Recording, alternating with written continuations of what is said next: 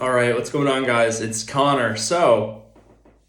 We're going to do a little deep dive into the Third Legion, the Emperor's Children. So, previously, if you didn't see, I did a video on, I think it was Mortarion and a little bit of the Death Guard. So, we're going to do another deep dive, or maybe a shallow dive, into the Emperor's Children. But before that, I just want to say, still doing Gaunt's Ghost review. That's coming. Gotta go wait for the book to arrive Friday, and then I promise I'm getting on it as soon as I can, and I'm not gonna leave you guys hanging. But that being said, I really kind of want to do this little character analysis / deep dive into Fulgrim and his Legion, because I kind of did it with Mortarion, and I would like to do it with Fulgrim, because these are the two Primarchs I have the most knowledge of at the moment. So before we get into it, you're probably wondering, Connor, how can I trust you? How can I trust that you're not espousing random excerpts from Reddit or other lore YouTubers? How can I be assured of quality? Well, dear viewer, I have read Fulgrim.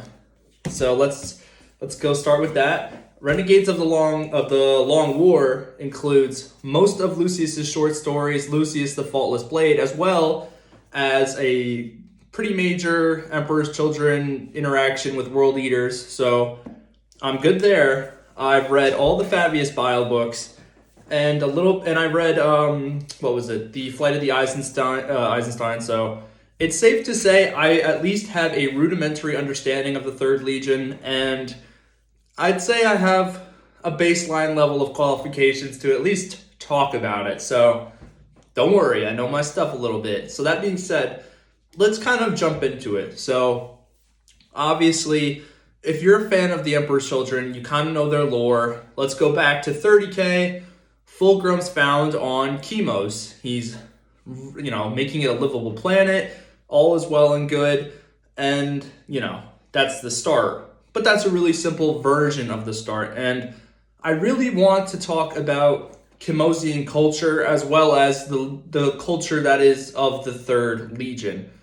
So I think a lot of people think when there was recruitment during 30k of, Chemos as a whole for the Emperor's Children, there might be a conception that most people assume that the Third really recruited nobles and didn't really go out of that sphere of, recruitment. But that wasn't really always the case.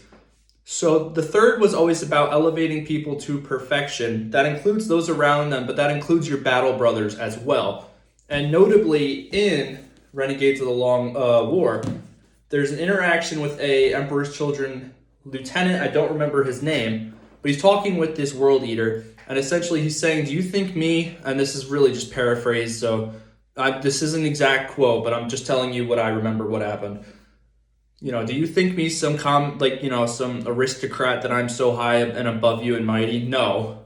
I was in fact a junkie, a street urchin before the Third recruited me and showed me that I could truly reach my potential. So the Third, while there may have been bias and they may have leaned toward a certain recruitment pool, most certainly didn't really, discriminate. They rose and elevated all who entered the Legion. You know how the Blood Angels would take people who were sick and dying and they would come out very angelic? You can really sort of compare the two recruitment processes and then the fully fledged Space Marine to that sort of final product. So of course, the culture, let's jump into it. The culture now. So obviously, we're moving past Chemos and going to the foundation of the Third. This includes Fulgrim himself, but also just as an over-encompassing theme for the Third. Perfection. So obviously, perfection's a loaded term because to Fulgrim, this now means experiencing every new possible experience, reaching new highs, doing something impossible for the sake of doing it. So 30k Fulgrim, I would argue, would have the same idea of perfection, although he also recognized perfection was not something obtainable. It was a goal to ever strive for, to improve yourself. And this was instilled in the Third because, remember, the Third suffered from a genetic, would it be accurate to say curse? Malfunction. There was an issue with the gene seed, and there's an issue with basically the Legion shrinking Marines were dying, Gene Seed was not effective. This was dramatically affecting the Legion and Fulgrim as a whole. This leads to, again, this insecurity, this need to compensate, and the need to drive to do better. Because if you're not doing better, you're getting compared to other demigods. Fulgrim can't handle that. Think about this. Your brothers are doing so much better than you, and you're only trying to do what's best for your father, what's best for humanity. That's a huge load to handle, no matter who you are, super enhanced demigod or not. So, Fabius Bile does some, mad scientist shit, brings up the Legion numbers again. But this idea of perfection is still there. We must do what we can. We must constantly set new standards when we beat our old standards. We must impress. We must do this. For we are the Emperor's children. We are gifted the Emperor's symbol, the eagle. We have to do this. We must, because it's who we are. That is the Legion personified, perfection. And then we keep going a little further. So let's leave the culture from 30K, bump it to heresy. So now we see Fulgrim, we see the lair, and of course we see this sort of degradation, this slow fall to chaos. Obviously the lair and blade and lair and demon of Slaanesh infects Fulgrim in a way that is very subtle and yet not subtle.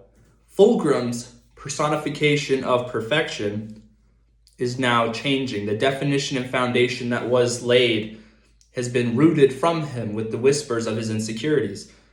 They don't think you can do it, Fulgrim. They don't think you can do it. You know you can't do it. You must do this now because what will they think of you? Notable examples, when he's in the lair, he's got the blade, kill everybody, and he slowly starts restructuring his ship to resemble the Temple of Lair. And it's brutal because he's constantly going back and forth with himself. And sure, literary, elements aside, you could see this as him arguing with his inner monologue that's just been amplified from the demon. So you can really think the demon's not doing a hell of a lot of work because these are already present issues that he's just exploiting Fulgrim. All well and good, except now it's leeching to the whole Legion as a whole, right? Now, of course, there were minor characters like Sarah DeAngelis and another remembrancer / painter. I don't really remember his name at the moment. I could look, though, actually. So, I could actually look. So, let's see. Okay. Sarah DeAngelis and Ostian Delafour. Really, honestly, the best characters of Fulgrim. But the corruption seeps through everyone. Lucius is a prime example. Eidolon. The perfection gets skewed. Perfection no longer means something to strive for. Perfection means hedonism. It means I will do what I want. I will pursue what I want to its maximum. And then once I reach full mastery, I will exceed that because I am chosen. I am special because I am of the third, because I am Fulgrim's son. It means a lot to these people, and it means a lot to the Space Marines, anyone who's affiliated with the third, and Slaanesh as a whole. We're no longer the same Legion, and the culture is no longer the same because it's organized chaos. None of them follow, Fulgrim in a unified way anymore. They follow him because he provides sensation, he provides stimulus, he provides new challenges. There's so many reasons, but they all fall under this hedonistic, goal overall. And the foundation and culture changes again and again. And it destroys Fulgrim because now, let's flash forward even more. Present day 40K, Fulgrim is now an echo of himself. Remember, these demon Primarchs are not the same Primarchs we know from the Heresy and 30K. They've shed their mortal coil and they've ascended, right? This ascension essentially means they're more like echoes of themselves, right? This Fulgrim is the personification of excess, everything he wants to indulge in, the sadness of losing his brother, killing his brother, reliving it as both painful and pleasant because it's a sensation of pain that keeps getting worse and worse because he misses his brother. He loved his brother, truly. They had such a close relationship, and yet he can't help but feel satisfaction for feeling this and for pushing his emotional limits to the max and even past the max. It's a brutal self-cycle of just like addiction almost, to misery and to Euphoria even. It's a brutal, brutal thing that is basically now, I would say, the culture of the Legion, no matter how disunified they are. Now, okay, we've talked about pretty much the present day and the 30K foundation of the Legion, what they're doing, what their main goals were. So if you were a fan, this is pretty obvious. And I don't blame you for saying you're not saying anything new. You're right. But I am giving my interpretation of things, and I'm trying my best to sort of dig a little deeper and just give you some thoughts I've had on them. So let's go to the big guy himself, Fulgrim. I've done a video on Fulgrim, and hopefully I can do a little bit better in this video. Fulgrim is like almost a personification of mental illnesses being unchecked. You know, depression, this mania to euphoria to depression. You know, you could really drive the literary elements and, you know, compare them to real life situations and people. That's all well and good, but it really defines his character. When I talked about Mortarion, I said you don't need to be complex to be entertaining and compelling. But the opposite is also true for Fulgrim. Fulgrim's complexities make him a great character. If you look at Fulgrim and you simply just think, yeah, he's a guy who just wants to be perfect, you are so severely underestimating him, not only as a character, but, you know, as a person in the setting, that I think you need to take a step back and really read who Fulgrim is. Fulgrim was a man who wanted his Legion to be perfect for humanity, for the Emperor, because perfection meant that humanity one day could stand on its own. Humanity wouldn't need Space Marines. Humanity would be the dominant force in this universe. Perfection was a goal, not something to abuse. But as he's experiencing the gene complications, the shorting of his Legion, corruption of the lair, we see a man who's already played with inferiority and this sense of ever-looming dread that maybe the gene defect was from him. Maybe he's cursed his sons. Maybe he has damned them already.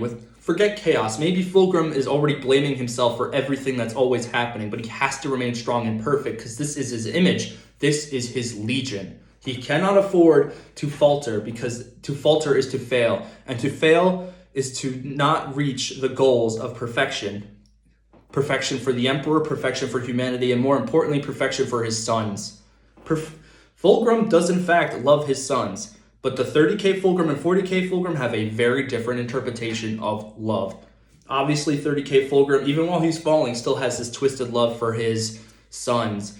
He loves them, but he also loves that they are torturing themselves and mutilating themselves and experiencing the pleasures of battle and arts and, you know, abusing substances even, because they're truly pushing themselves to perfection, which is really just, I don't know another word for it. What excess? And that's Slaanesh's whole goal. But now Fulgrim is basically the avatar of Slaanesh, or an extension of Slaanesh's will. So of course these things are going to be apparent in the stories.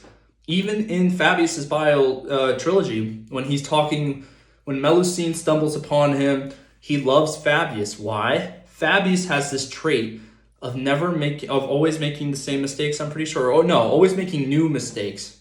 He says, you're unlike my sons. We're in the instance that you always make new mistakes. You always keep it interesting.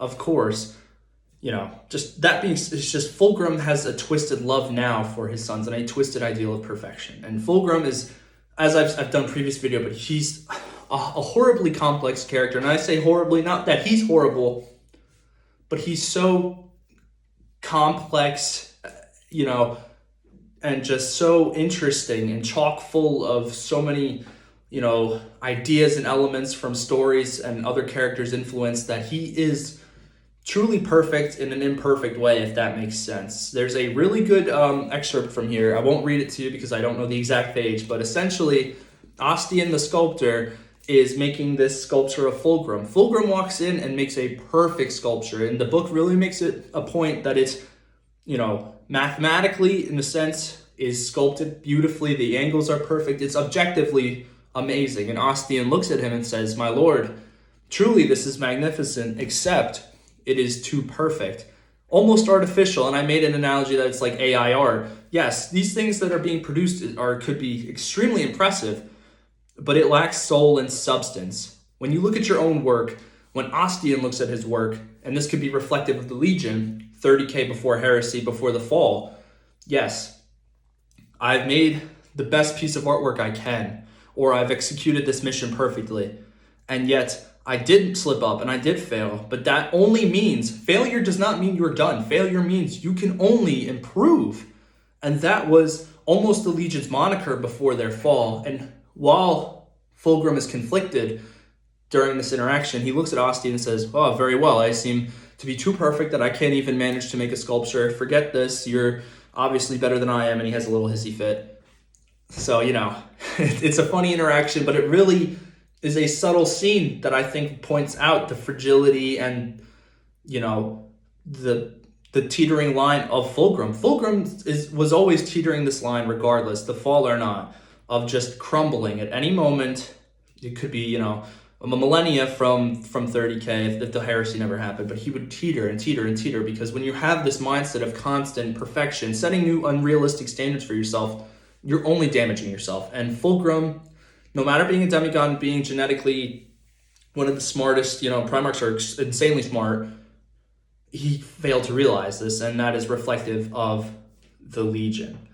So that's my piece on Fulgrim. Moving forward now, and I'm checking this off, we have Eidolon. So I don't feel like Eidolon gets mentioned enough when it comes to notable Emperor's Children. Eidolon plays a huge, he plays a huge role in Istvan, and in the Fabius Biles books. I think the second book is where he's most prevalent with the Fulgrim clone, but Eidolon is a really good example of a negative aspect of the Legion, because, Fulgrim was great. Fulgrim's a good leader before the fall, but Fulgrim also has negative points and shouldn't avoid being criticized. He's he's got hypocrisy. He's just a genuine asshole. And sometimes he just does stupid shit to be vain, even though he's insanely smart, even before the fall. And these traits are reflected in his sons, mainly Eidolon. Eidolon is also a proponent of this really screwed up view of perfection, even before their fall. We must do it this way. We must follow our regulations and yet succeed ourselves over and over again, for that is who we are. He chastises, Lucius for using the Mega Arachnid arms in, I think, Horus Rising or not Galaxy in Flames, False Gods. But he's mad at Lucius as well, because Lucius is this pompous guy, and Eidolon doesn't like having his status changed, or challenged rather. And he hates that, and he sticks to this notion of status, that I'm, hoity-toity lieutenant, I am Lieutenant Eidolon, you will address me as such, you will do the honorifics, it doesn't matter. Eidolon's a bastard, but it's a really good representation of the negative aspects of the Legion, even before the heresy. But let's jump forward now. So in 40K, we kind of see through Fabius Biles' perspective, Eidolon's trying to unify the Legion as best you can unify a legion of hedonists and psychopaths. And he's trying to form this, I think it was called the Phoenix Conclave. So he's trying so hard to bring them together. I think it was either to bring them back to Fulgrim or just unify them. But yet he's still, stuck in this notion of excess and perfection. He's still this loyal lapdog to Fulgrim, one way or another, be it the clone, who he still bows down to and was ready to swear loyalty to because he had this Primarch aura, or Snake Fulgrim, who basically was like, yeah, I led you guys. That was enough. Grow up. You're on your own now. I really only enjoy seeing you guys when you fail because it's funny and it pleases Slaanesh. There's not a lot to say on Eidolon because really he was only briefly mentioned in Fulgrim and Flight of the Eisenstein and in Fabius Biles' books, but again, even in his brief interactions, he does have these moments where you really can see every negative aspect of the third personified in Eidolon. So the same could be argued for Lucius, but we're going to get to that. So cut that out. Boom, bam, done. Let's move on to Fabius Bile. Fabius is just such an interesting character. From the moment you meet him in Fulgrim to his own books and Clone Lord, Manflayer, Primogenitor, truly fascinating character because this is a cruel man. This is a man who's done awful things that just, including in this setting where awful things happen all the time, he is infamous from every faction. He has pissed off everybody. Harlequins, Eldar, Chaos Space Marines, regular Space Marines, Harlequins, you name it. He is an enemy to everybody. But when you see him, you understand, again, this cultural foundation of perfection. But each Emperor's Children has a different idea of this, from Fulgrim to Eidolon to Fabius. Fabius, at first, wanted the Legion to be perfect, but then as the heresy was going on and the Lair, he dissects the Lair and says to Fulgrim, I'm going to splice these organs together so we can have these third Legion Space Marines have these supersonic screams. Fulgrim's like, how dare you, trespass on the genetic makeup that was constructed by the Emperor. And he says, but wouldn't this be what the Emperor wanted, to strive for perfection? This is what he has asked of us. What are we if not the next step? And who am I to not make the next step possible to reach perfection? Fabius has always been very linear as a character. And it's part of his appeal, and it could be part of his, what could turn you off from him. Fabius is insane. Yeah, that's easy to say, for all these characters are insane, but Fabius is truly insane in the fact that he does the same thing over and over again and expects different results. Whether it be with the clones of the Primarchs or the New Men, anything. We constantly see him trying to advance humanity. That's his only goal, so humanity could stand on its own without him. And yet he constantly sabotages his new men. He could have let Fulgrim lead his new men. This Fulgrim clone anyway, this is in the second book. But he chose not to because he was nervous and scared. Yes, when you read it from his perspective, you can see that this Fulgrim could already have the telltale signs of falling to chaos due to his own arrogance once again. Yes, that could have happened. Or it couldn't have. These things are not set in stone. Conrad Curtis is a good example of this. But besides that, fate is in your hands. Yes, maybe in this setting, there are people who will say fate is fixed. You're always going to do these things because that's how you act. If you've watched, if you play God of War, you are so predictable that we don't need to predict the future because we know it because you're so predictable. That's Fabius. Fabius sabotages his creations so they could depend on him, but he's so stuck on this idea of perfection. The new men will constantly evolve, be better, be stronger. Even with, maybe he's gonna, with the Gene Father, he'll make these new Chaos Space Marines or something adjacent to level the playing field. But that, again, he keeps trying and he keeps failing. And he keeps trying new ways to do the same thing, and he keeps failing in new ways. And this pleases Slaanesh in this iconic interaction where he talks to Slaanesh, or at least an avatar of Slaanesh.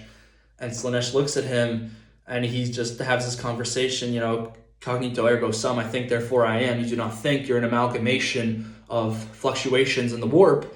Gods are for weak men and I am not weak. And Slaanesh says, no, you are not. He is the greatest servant of chaos. He fulfills all of them. Khorne for bloodshed. Tzeentch for the constant scheming. Slaanesh, obviously, for his excessive drive to perfect humanity, and yet not understanding it is not a goal he'll ever achieve because the gods don't want him to achieve it. And of course, Nurgle, because I don't know really Nurgle, but there's a character called Korag Sinch who's a apothecary death guard who's in the consortium, and he's a good ally to Fabius. He calls out Fabius on his shit a lot. But they have this interaction where basically Korag Sinch says he's the greatest, servant of chaos. And even his World Eater companion, I think Sinkara, or is it, I said Sinkara like the wrestler, but Sikara, he's like, you are the greatest arbiter of the gods. And even at the end of Manflayer, spoiler alert, by the way, if you haven't read the books, you can just sort of skip past this. He becomes like this quasi-god. He's interacting through his clones, doing all these things for Abaddon and his own side projects. The clones are echoes of him. He's vaguely influencing them, but then he awakens after there was an incident where he almost dies due to the Drukhari sort of raiding him in the final book, and he dies. But he doesn't really die because he's catatonic, wakes up as this corpse-like guy, and he's essentially a god, and he still maintains this idea that he's not a god because he's such a staunch believer in the imperial truth. Fascinating character. Also a really fine addition to this other perspective of the Legion. Really cool, really awesome. If you haven't read his books, I highly recommend you do. They're awesome, they're funny, they're brutal, and if you even rereading them, there's new things you could point out in perspectives, and I just highly recommend it. So finally, Lucius. So everyone hates Lucius, and that's fine. Lucius is a character you're designed to hate, but I will also say he was a really good character in that there are moments where you can almost understand why he is the way he is. So I think it was False Gods, we see him using the Mega Arachnid, and they're basically competing with the Luna Wolves to, get more kills and survive, whatnot. And he was talking to, oh my god, what was his name? The Emperor's Children. He's really cool. Dude is such a Chad. Oh my god. Saul Tarvitz, that was his name. And Tarvitz is basically telling Lucius, you gotta stop, dude. Come on, you're acting like an asshole. We're brothers. You need to just mature and step up your game. And there's genuine moment there where Lucius feels bad, reflects, and he's like, I'm sorry. I just want us to do good. That's who we are, and that's all I know. And I come off abrasive because I am abrasive. That's just how I achieve my status as a great warrior. And that's all fine and dandy. But then later in the books, he's still a pompous asshole who betrays Saul Tarvitz and basically defects to Eidolon. And even Eidolon's like, you're a double traitor, dude. I really don't like you. No one does. And that doesn't faze Lucius, because Lucius is this other example of perfection again. But this time it's this selfish perfection where, Eidolon serves Fulgrim. Fabius serves an idea. Lucius serves himself. Anything that gives him entertainment, anything that challenges him, he loves it. Absolutely loves it. And it's fun to watch. In Faultless Blade, Fabius kicks him around, some Drukhari kick him around, and he's still an ass, but you just understand the way he thinks. His warriors in his warband are extensions of him. If they fail, good riddance, they suck. And he needs some of them alive. Why? Not because he likes them. They provide him the combat stims that he needs. Come on. He's a selfish character. He doesn't need to be more complex than that. All these other characters I mentioned have some vague level of complexity that you can really dig into. Lucius, maybe he does, but it's not necessary to hate him and enjoy him at the same time. Lucius is talking to Sarah DeAngelis, who kills a Remembrancer, uses his blood and other bodily stuff that I'm not really going to get into to make a painting of Fulgrim, and she claims that she was getting assaulted by him, and she makes Lucius, basically gaslights him into believing this, and then she's like, scar yourself, you'll always remember Garviel Loken for how he humiliated you because he broke his nose, and that just destroyed his self-esteem forever. But, okay, sorry I'm rambling, we're going to refocus. I'm getting a little into it. Lucius is awesome in the fact that he's not awesome. He sucks.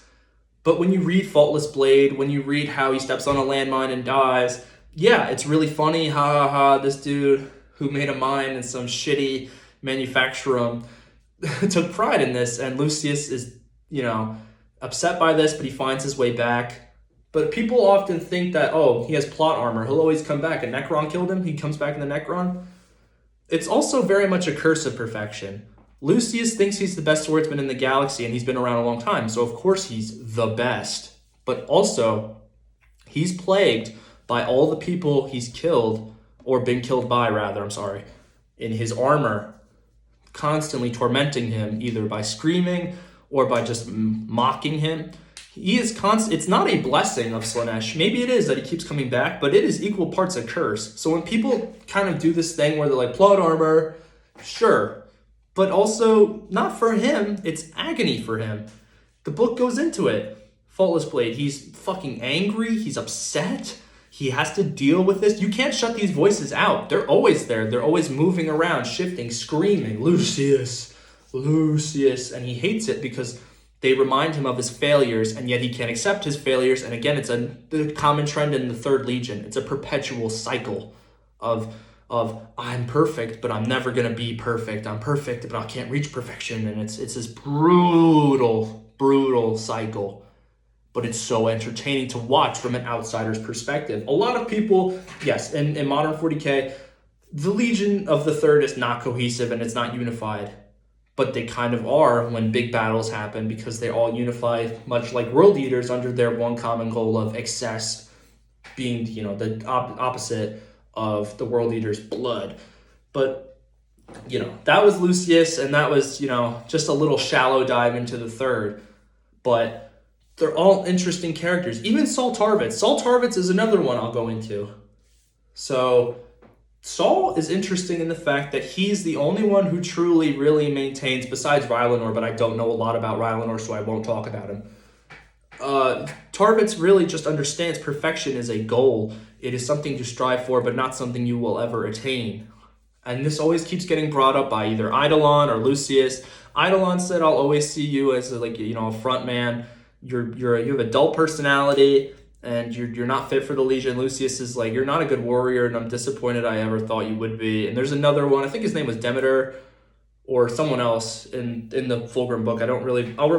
Let's look again, guys. I think his name was, let's see, Solomon Demeter. I think it was him. He really acknowledged Tarvitz at first as just being plain, but then he sees that he keeps this idea of the Legion whole and he respects him. The complete opposite of Julius Caesarion, who is like basically the first Noise Marine, but we're not going to get into that here. Saul Tarvitz is really just truly the 30K Legion as a whole. A man who strives for perfection but knows it will not happen and does right for humanity and the Emperor. So if you stuck around this long, I really appreciate it. I know this was a longer video from me, but it was something I wanted to talk about, and I know this was scattered. I only have a few things written down, but I do appreciate it if you watched either to this point or as long as you could stomach listening to me ramble. But that was the Third, and they're an interesting chapter. While I may not be the biggest fan of the Emperor's Children, they have depth. I may not be a tabletop player, and I may not read the codexes, even though there's some really good lore in there. They're still cool, right? They're a very cool Legion as a whole. And I say this in every video. If you're only watching lore YouTubers and excerpts, for getting your information, that's fine. I do that to this day. I watch the Amber King, I watch Luton, I watch, Pancreas No Network, I watch Pancreas No Work, sorry, Mr. Bones. Like, I watch a lot of people who genuinely also have the same passion for Warhammer and are interested in this stuff. It's a great way to get introduced to stuff. But if you really are interested in it and you only have this baseline knowledge of these certain events, you're missing the context of what led up to these events and what happens after. And when you read stuff like this, Fulgrim is a good example, but I really implore you, if you ever get the opportunity to buy any book that you're interested in, to read it and enjoy it, because these novels provide something that excerpts and YouTubers, even me, you can't really get the whole experience from. I'm not shitting on anybody either. I love them all. They're all super cool dudes, even though I don't know them. But I like their videos. That's what I'm saying. They're really cool in the fact that I like their videos. But just read. I promise you, you may not like some books, but that's also a good thing because you learn what you don't like and you learn what you love, So anyway, thank you guys for watching. I hope you enjoyed this little shallow/deep dive into the Third Legion. And that's pretty much it. Thank you so much if you liked the video. It's appreciated. And if you want to stick around for more videos like this and book reviews, please subscribe. It's really appreciated. It lets me know that I'm doing something that people enjoy. Anyway, guys, thank you so much. I am out of here.